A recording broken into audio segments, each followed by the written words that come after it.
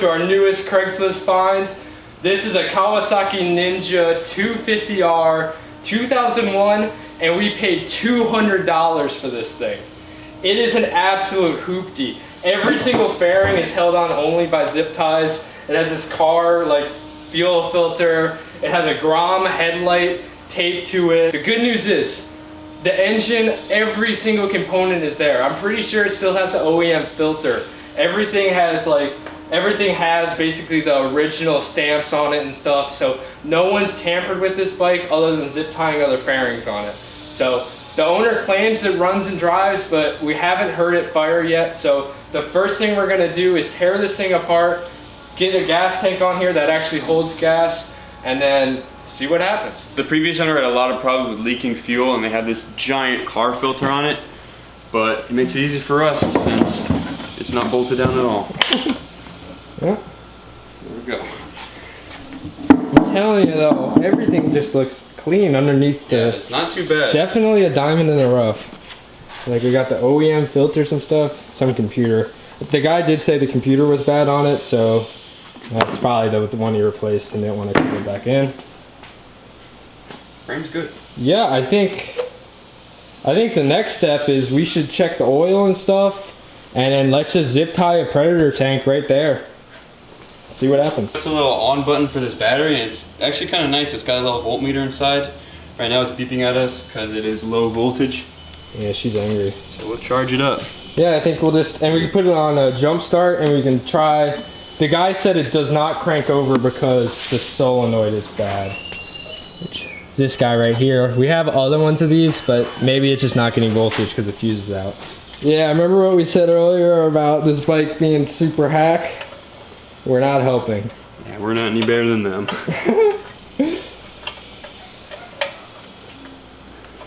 This thing looks so stolen. Hopefully not. Okay, there we go. I mean, yeah, that'll stay. Just hold it with your knees. Yeah. Alright, we were sick of messing with wiring, and we're bored, so we just want to jump the starter with with just the jumper box and see if it runs.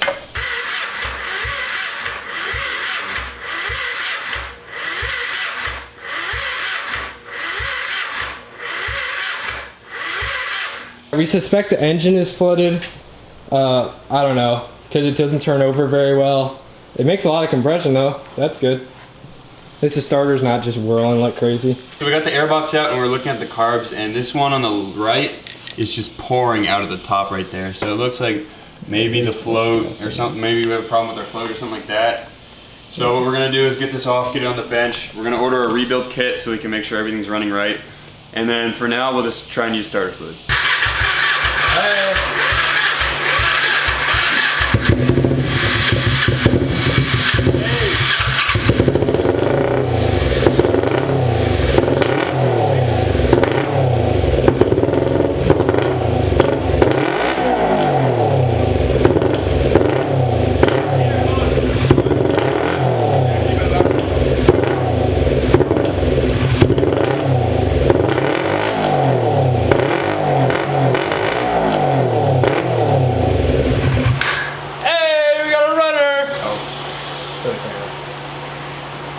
Look, we got the lights too. Yeah, need some carb work, but woo!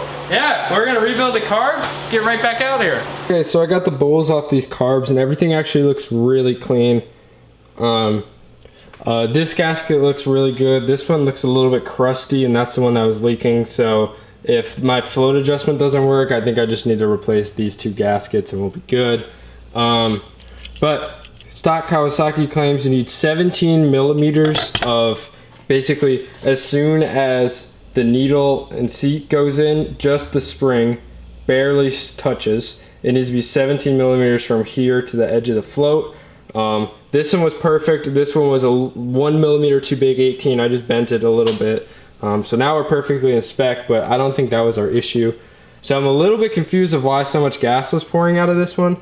But I'm gonna re-put the bowls on, make sure everything's super clean, and I'm gonna rehook it to the carb and see what happens. All right, so I put the new carb basket on and set the float height, so should be all ready to go. We're gonna hook it up to jump start and see if it runs.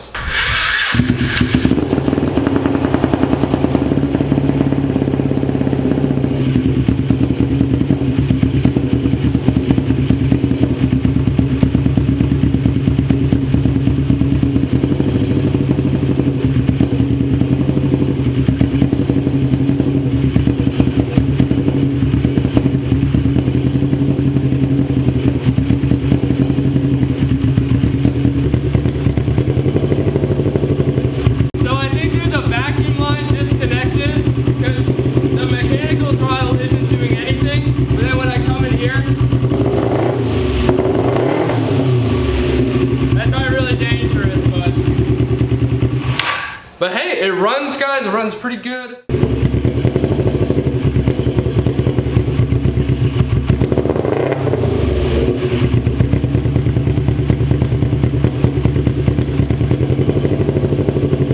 Okay, so I've been editing this video at school, and for those of you who don't know, we kind of record a lot of our videos during the summer and upload them throughout the school year because we're all college students. But anyways, I realized that there wasn't a lot of closure on the fact of like how we got it running right and stuff. And basically it's just a constant velocity carburetor. So that means there's kind of a mechanical butterfly valve that's connected directly to a throttle cable. As you can see, I was turning. But then there's a vacuum diaphragm that raises and lowers a slide. So imagine you have your butterfly valve and then a slide. More air in the butterfly valve equals more vacuum, which raises and lowers your slide.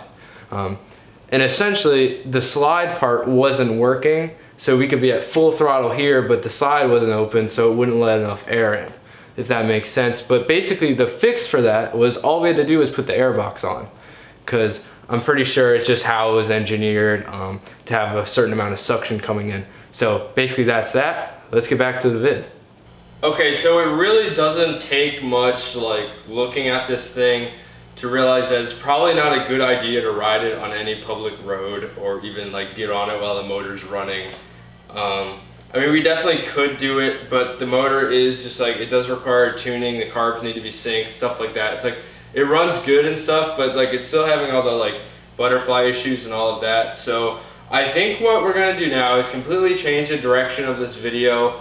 My original intent was we were going to get it running enough to where we could actually drive it and rip it around a little bit, but I mean, this thing is super sketchy. So what we're gonna do is we're gonna start stripping this thing down. We're taking the engine and sprocket and rear brake off for the cart itself. And then I think, so instead of like the second half of this video being driving the Ninja, it's going to be making the mounts to put it on our Deuce Crawler 250 Ninja buggy. All right, so it's kind of the end of this motorcycle's career, I guess. Time to disassemble it. I think it's for the better though. I do kind of have some mechanical sympathy for this thing. It's not like we're still gonna rip it on the buggy, but I guess it's time to tear it apart. Actually, this tire is all we're taking for now, because we're just going straight to go power sports, and we're gonna try to see if we can find some hubs. Because the idea is we're gonna use the stock sprocket on either the jack shaft or the axle and the stock rear brake. I think that'll give us some really good braking power. So huge transformation of the bike here, kind of just in the parting it out phase.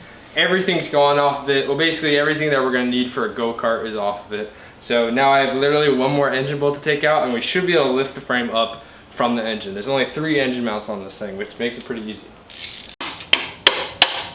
There we go.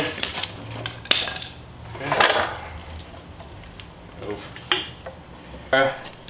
$200 crate engine is removed. How heavy is it? Maybe like heavy. 2 Predators. Guys, so now that the engine's completely off the bike, and basically it's like its own little crate engine right now, ready to go in our Manco Deuce buggy build. Those are going to be the next upcoming episodes, but this thing seems to be a really good runner. I don't think we're going to have any issues with it. The name of the game here is going to be torque, so we're going to gear it down a lot, and then hopefully our RPMs is going to be able to help us get a pretty good top speed. But we really want this thing to have a ton of torque and be a lot of fun to shift through gears and stuff. So yeah. Thanks for watching. Make sure to check out the Deuce build videos coming up soon. Those are going to be really cool. We're doing a lot of different suspension components on that. and make sure to check out our merch. Thank you, Go Power Sports, and we'll catch you next time.